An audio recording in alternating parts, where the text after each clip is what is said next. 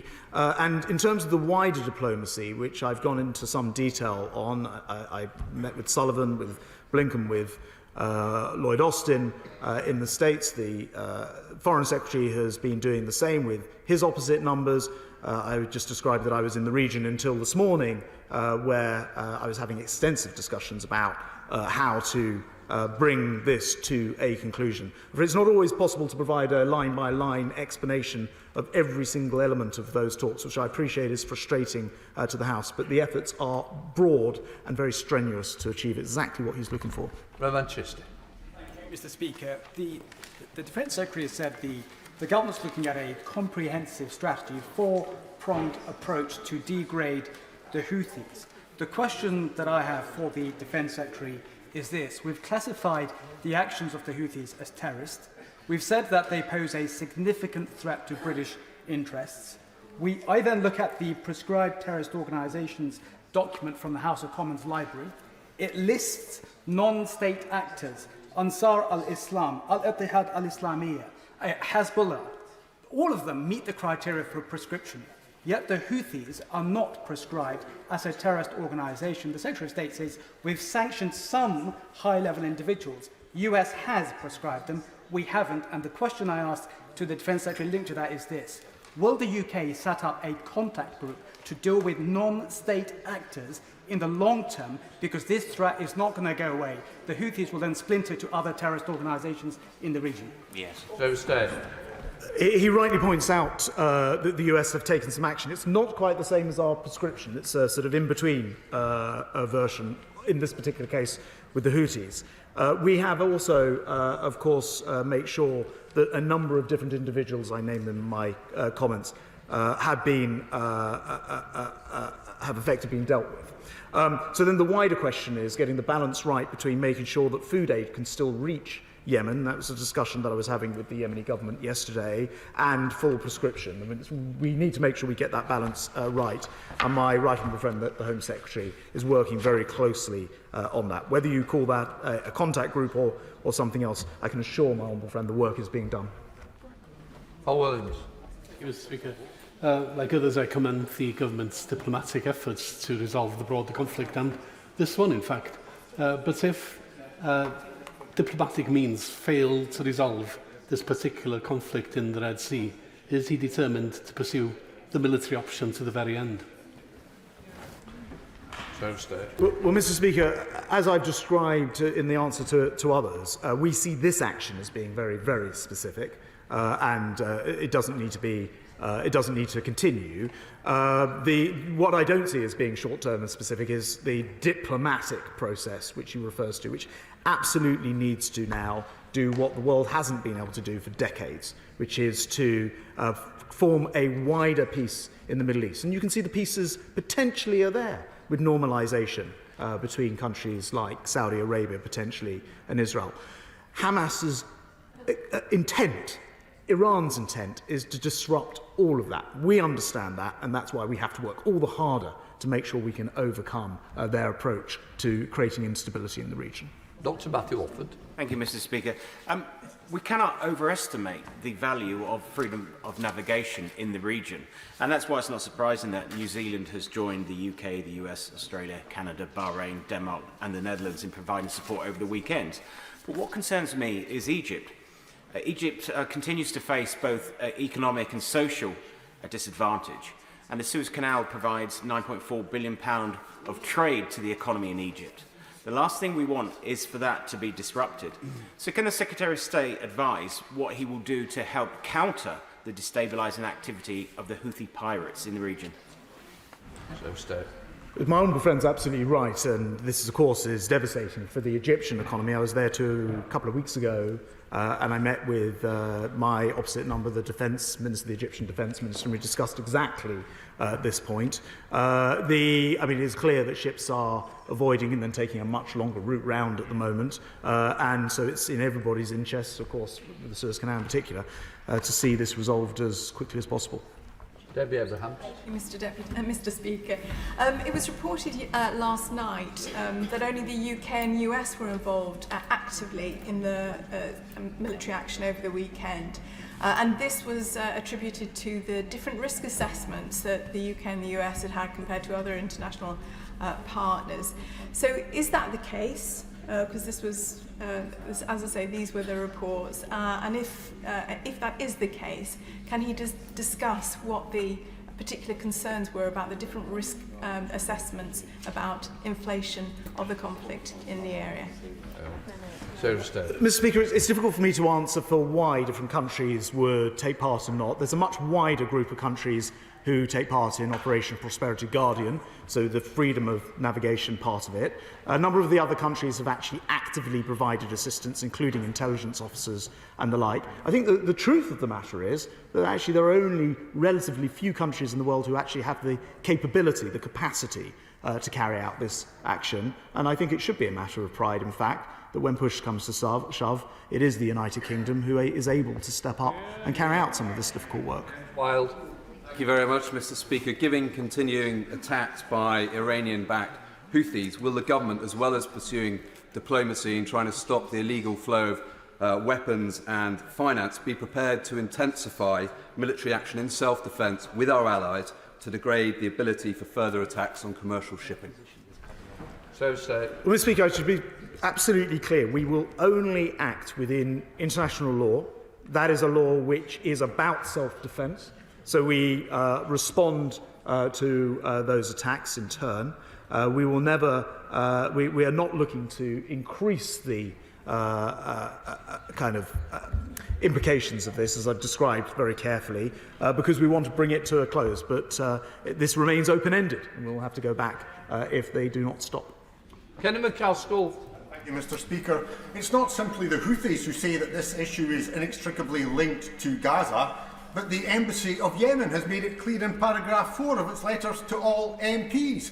Equally, Brigadier Deverell, the former British military attaché in Yemen and Saudi Arabia, has also said that it is linked. He has also gone on to add that this striking will actually fail and will not resolve the situation. So rather than lurching towards World War III, rather than an escalation of the conflict widening it beyond countries and their limited territory, is it not time to ensure that Israel's call to heel, that their genocide ceases and that we get an immediate ceasefire? So I think the honourable gentleman will detect the House hasn't followed the logic of his argument. There is a difference between this being absolutely inextricably not linked to Gaza, apart from when members opposite might try to do so, and the Houthis claiming that it's somehow linked as a badge of convenience, as a way of trying to muscle in on that action. And I'm very, very sorry that the honourable gentleman chooses to repeat their propaganda. Reg Smith. Thank you, Mr. Speaker. In addition to the IRGC deployment on the coastline of Yemen that my right honourable friend for Northampton North referenced, Tehran has also deployed its Alborz warship to the Red Sea, and we know that 2 US Navy SEALs have died after attempting to seize Iranian weapons bound for the Houthis. Yet Iran continues to evade any meaningful deterrent. So will my right honourable friend agree with me that Iran must not be allowed to outsource the responsibility for its regional escalation to its proxies and must be deterred directly? My honourable friend makes an excellent point about the link between the Iranian, for example, ships that loiter in the region, the items which are shipped to the Houthis, which we know come from Iran because of the interdictions that we've made previously. It's probably wise if I don't go into too much detail, but to say that we are aware of it is absolutely correct, and the whole world needs to carry on piling the pressure on Iran to cease and desist this behaviour. Thank you, Mr. Speaker. The Defence Secretary is right to highlight the risk to humanitarian aid in the region, and not least with the catastrophic situation in Gaza. Could he set out for the House what steps he has deployed through air capability as well as sea capability over the last 4 months in order to establish routes of aid by sea or by air into Gaza? Well, Mr. Speaker, first of all, I would actually link the action that we've been taking to degrade the Houthis' ability to prevent that aid from reaching them. Because, as I said in my opening comments, they get almost all of their food via the Red Sea. So I would class all of the action we've taken now in 3 rounds of strikes to be very much part of getting that food into the country. As I mentioned in my comments, we provide significant amounts of aid. We feed about 100,000 Yemenis a month off the back of it, and it is the Houthis who are trying to prevent that from happening.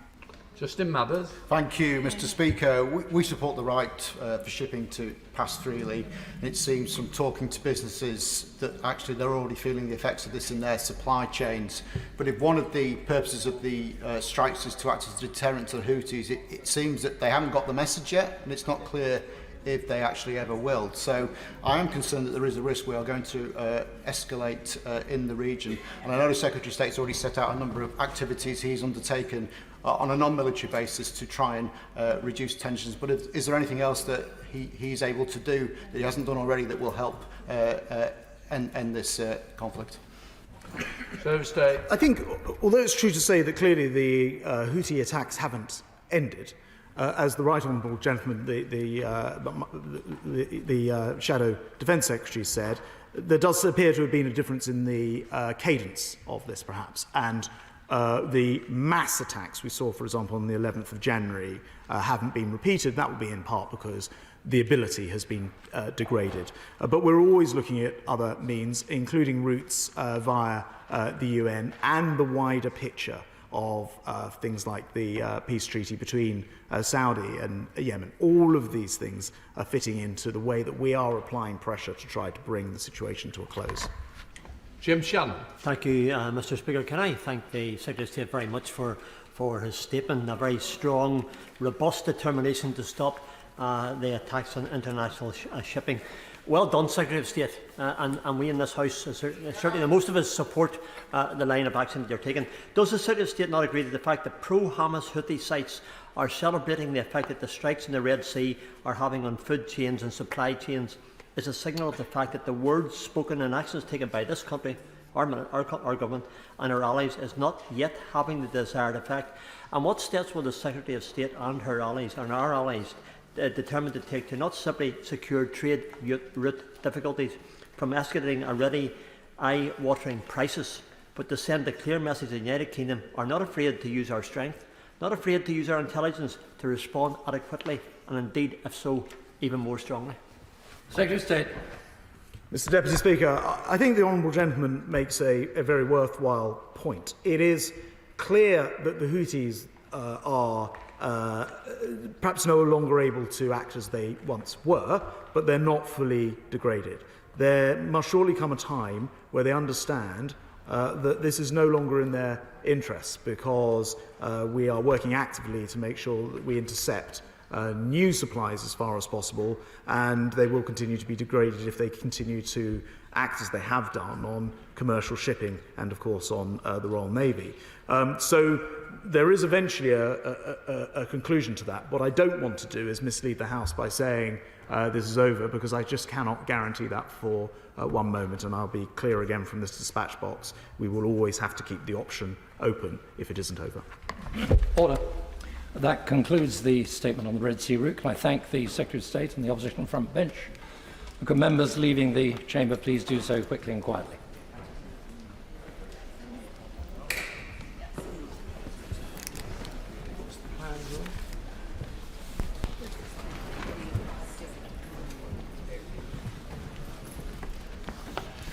Statement. Minister for Disabled People, Mem Davis.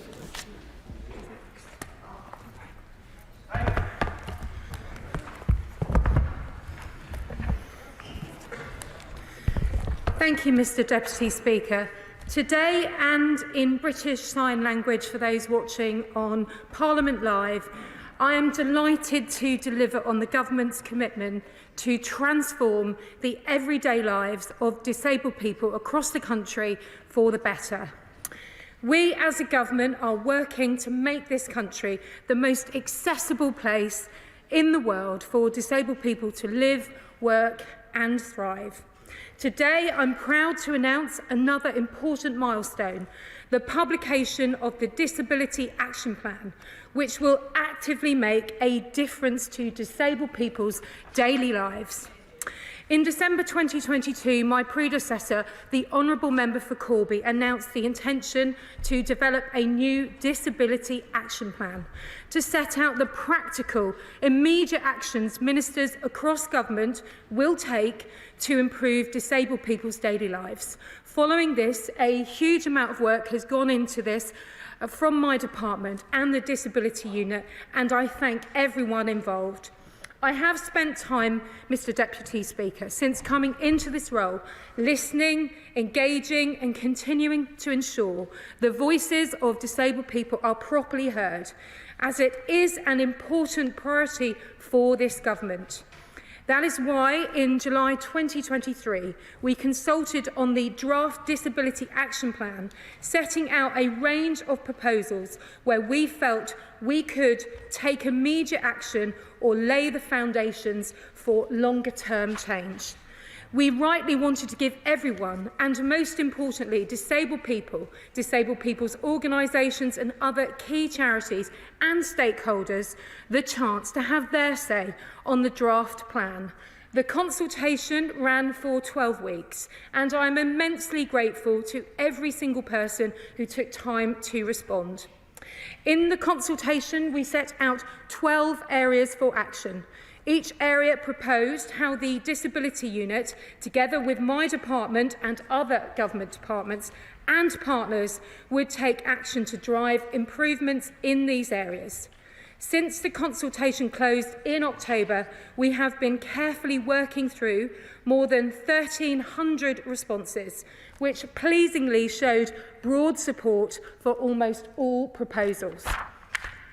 We have used these responses, along with the feedback from a series of events and discussions during the consultation period, to finalise the proposals, adding a number of new measures to respond specifically to these consultation findings. An independent analysis of the consultation findings will be published on gov.uk today, alongside the final plan when I conclude my statement. The Disability Action Plan, which we are publishing today, sets out 32 practical actions which I will lead across government to take forward over the next 12 months with disabled people's organisations and other government departments and public service providers to improve the daily lives of disabled people.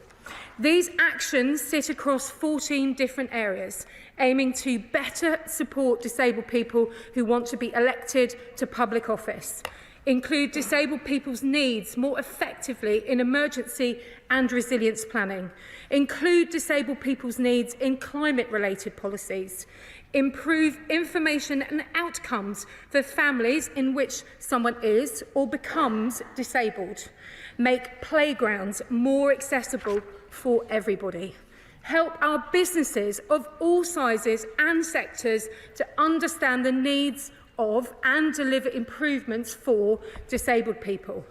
Explore if the UK, Mr Deputy Speaker, could host the Special Olympics World Summer Games in 2031. Improve support for people who have guide or assistance dogs. Help the government measure how effective its policies and services are for disabled people. Research issues facing disabled people in the future so the government can be more proactive in addressing them. Make government publications and its communications more accessible. Improve understanding of the cost of living for disabled people. Promote better understanding of the United Nations Convention on the Rights of Persons with Disabilities, UNCRPD, across government. Monitor and report progress of the Disability Action Plan, and I can confirm today that we will provide Parliament with updates on our progress in delivering against these actions in the plan in both 6 and 12 months' time. The Disability Action Plan will be taken forward in parallel with the National Disability Strategy, published in 2021. This wider strategy sets out the long-term vision to transform disabled people's lives for the better. A written ministerial statement to Parliament on the 18th of September 23 provided an update on progress on those commitments. And taken together, the Disability Action Plan and the National Disability Strategy demonstrate this government's clear focus on improving disabled people's daily lives in the here and now and in the years to come. As well as the Disability Action Plan and the National Disability Strategy, the government is already delivering significant work in areas that disabled people have told us are a priority, including reforms to employment and welfare through Transforming Support, Health and Disability White Paper, the Back to Work Plan, and improving health and social care through the People at the Heart of Care White Paper. Further ongoing work by departments includes support with the cost of living through Help for Households, as well as the SEND and Alternative Provision Improvement Plan. Mr Deputy Speaker, today's new Disability Action Plan is another vital pillar in improving disabled people's everyday lives.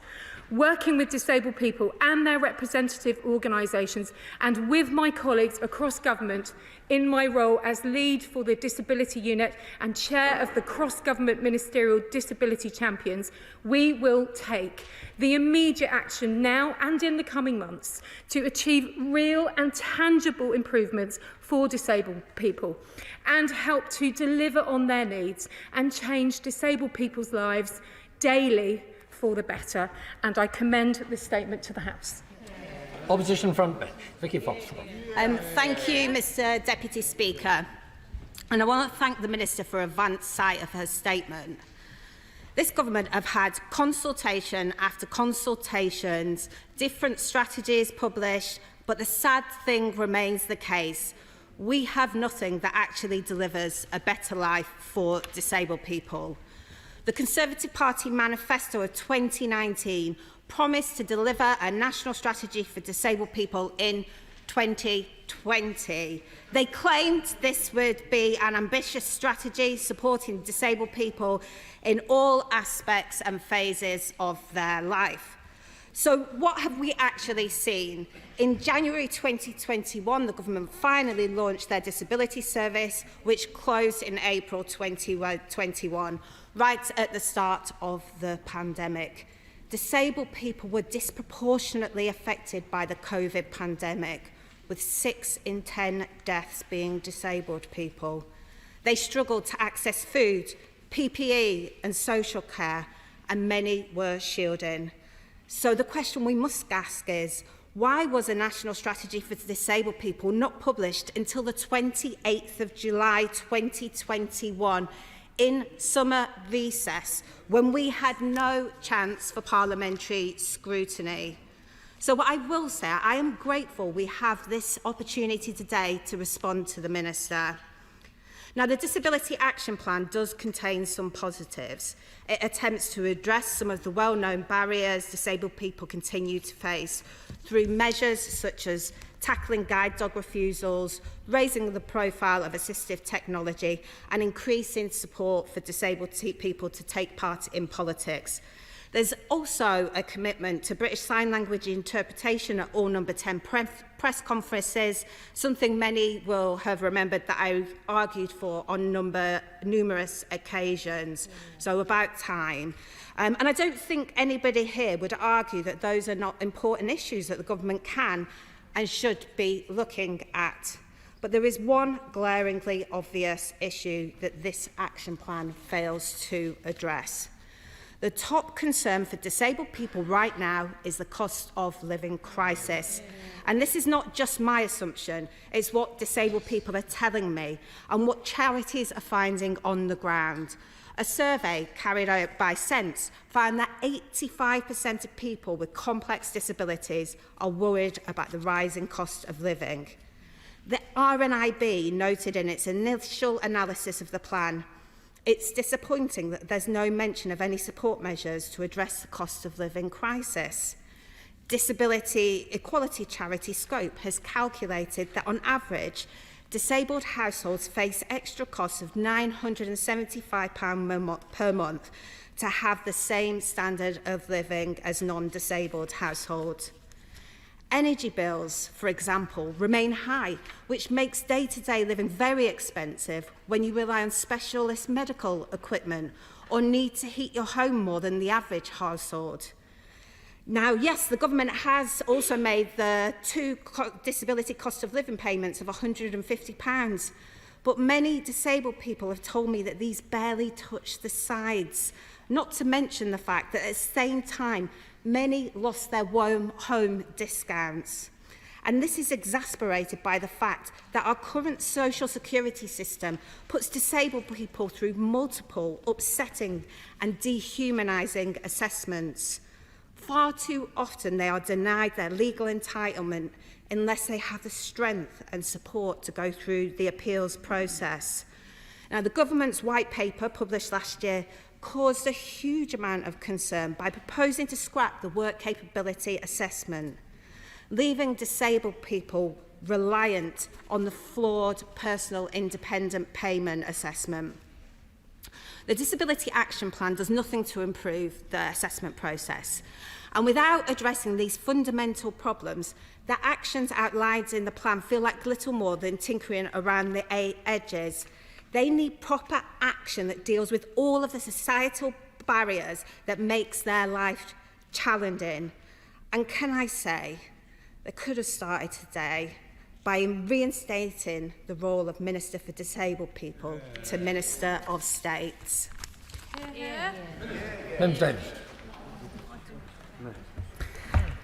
Thank you, Mr Deputy Speaker, and I thank the Honourable Lady for her. I think there was a warm welcome in there somewhere. Oh, she's saying not so much. There we go. I want to reiterate to everybody watching today that this is not just another consultation. This is real, tangible action to change people's daily lives.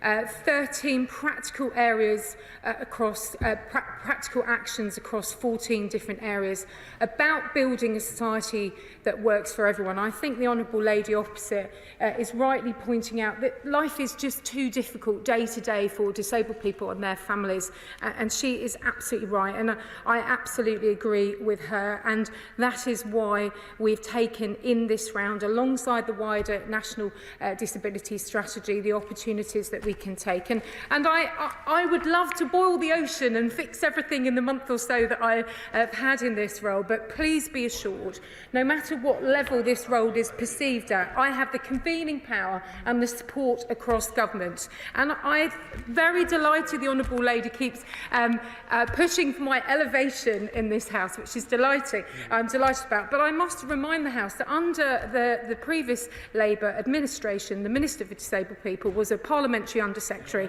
I'm extremely proud to be a parliamentary Under-Secretary of State, and thank you, and a very good one. I'll take that one. And it has been a mixed role under our government, and of course that doesn't mean that we do not take this role seriously. I take it extremely seriously.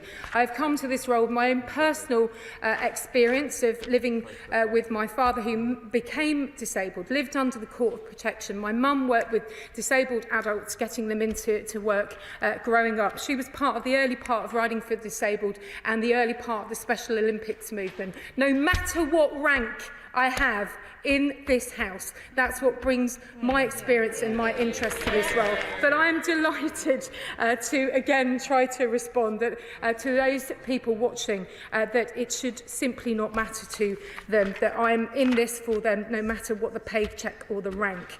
Now, the Minister for Energy and Consumers, the Honourable Member for Derby North, and I have met around the point that the Honourable Lady makes, and we will continue to engage because she is a disability champion across government, such as myself. And I would reiterate to those people watching, the cost of living payments start once again tomorrow, and of course 6.4 million people across the UK have been able to get those extra costs to their disability benefits, those £150 that the Honourable Lady mentioned. And of course it is a challenging time for everybody, hence the furlough scheme, all the support that we've given right across businesses and communities communities to try to keep people on their feet. And in fact, in 2022 to 25, £104 billion has gone to help in terms of the cost of living. And I would say to anybody watching, whether they had a disability, health condition or any other need, please look at the benefits calculator on .gov.uk. Look at the household support fund that runs for a full year till March. It's a whole 6 months longer than the previous one, although there is a huge amount of interest in it. Do make sure that they do contact their local authority on that. And I know many people with caring responsibilities or those looking after disabled people have been helped, so I'm delighted about that. And one final point, the help to claim service is there as well for us via DWP, working with Citizens Advice to make sure that those in need do not need to worry and that they know the government, both locally and nationally, is there for them. I now call the Chair of the Equalities Select Committee, Caroline Notes. Thank you, Mr Deputy Speaker. And my first point, I'm just sure that my constituent, the great Laurie McMenemy, will welcome as an ambassador for the Special Olympics the announcement that my honourable friend has made about that. But specifically, she has announced 32 practical actions across 14 separate areas. That gives an idea of the scale of the challenge of coordination and accountability. We know that there are disability champions across every government department, and we know, of course, about the disability unit within the Cabinet Office. But my specific question to her is, how is she going to make sure that the challenge of coordination is successfully completed? That when my constituents look at those 32 practical actions, that each of us in this House will know who to turn to and who to hold accountable if those measures are not delivered.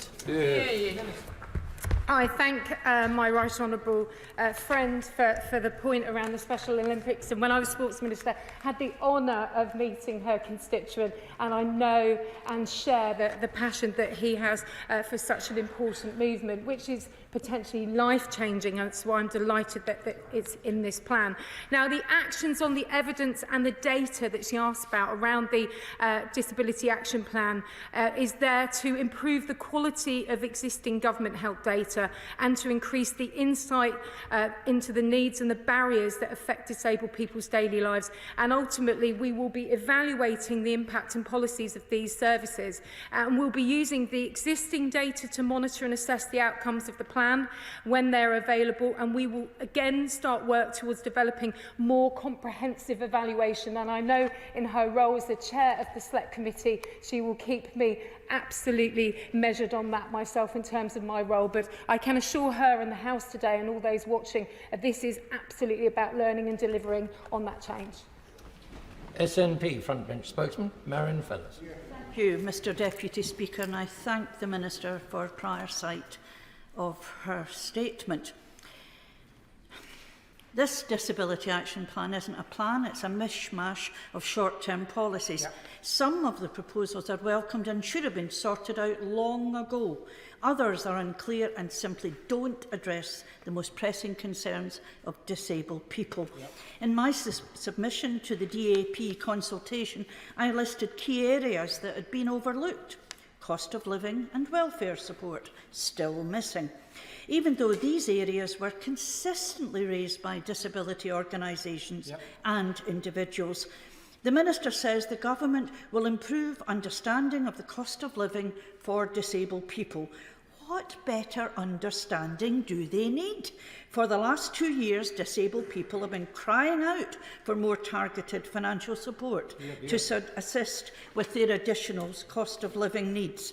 The Minister said in her statement they will also promise better understanding of the United Nations Convention on the Rights of Persons with Disabilities across government. What does that actually mean? In 2016, the UK Government was found to have systematically failed disabled people. It's still happening. The work capability assessment reforms will subject more disabled people to the cruel, punitive and ineffective sanctions regime. Why? If the Government are serious about improving the lives of those with disabilities, then they should start by scrapping the proposals ahead of the March the 6th budget. How much of this plan will actually be enacted before there's a general election? In contrast, The Scottish Government is acting within budgetary constraints to improve the lives of disabled people. Adult disability payment, child disability payment, the Independent Living Fund, with an initial investment of up to £9 million, will enable people with disabilities to improve their lives. Finally, the downgrading of the role of Minister for Disabilities, no offence, is indicative of this government's disregard for people with disabilities. I thank the Honourable Lady for her response. I'm glad the advance site at least was something to welcome. I would very much like to reiterate to those watching that this is one pillar, and it is one pillar of the work that we are doing to help disabled people to succeed, to make this the most accessible place to live, work and thrive. And that this plan is the work that we can do with all other government departments to take action. And the work capability assessment will be changed, and this in the engagement that I've done so far is very much about what disabled people feel. And I was actually in Aberdeen on Thursday chatting to some of our claimants and those working with the local charity, and many of those disabled people were so frustrated that they cannot get a chance to work, a chance to try things. This is not about punitive sanctions. It's about giving disabled people the opportunity to take part in wider daily life that we all take for granted. And this action plan is absolutely about that. I point to the Honourable Lady earlier to the cost of living support. Indeed, around 200 million in Barnett consequentials to her government, which I've consistently asked where the money is going and how they are spending it. For I would love to point that out to those who I met on Thursday. But what I would say is this is not about party political barneying in this chamber, and the Honourable Lady and I do share the point that this is about supporting disabled people's daily lives. And the reality is, I strongly believe these will change daily lives. We will report in 6 months, and if she knows more than me that the next election is before that, then it won't be me reporting, but the government will in the next 6 months and 12 months. And of course, the Honourable Lady and I will continue to be discussing these matters until that election comes, and I'm sure where we can work together, we will do. Chloe Smith. Thank you, Mr Deputy Speaker. May I draw the House's attention to my register of interests in respect of a charity to do with deaf people and to do with cancer. I welcome the Honourable Lady to her post, and I know from many years of working with her that she is a very capable minister who will take this job extremely seriously and give it her all. Disabled people have told me, and I think I've been very clear, that they need a senior and serious voice in government, and I'd like her to say a little bit more about how she will do that, how she will listen to disabled people and reflect their needs inside government. And echoing my right honourable friend, the chair of the Equalities Select Committee, can I just press her to say a little bit more about how she will make sure that disabled people's issues of accessibility are not an afterthought in government, but are put first so that inclusion is by design and that these important points are all achieved? I thank my right honourable friend for her kind words and her incredible and impeccable support, both bringing the BSL Act through and the work that she has done in my department and the continuing interest that she shows. And this is the fundamental about this disability action plan today.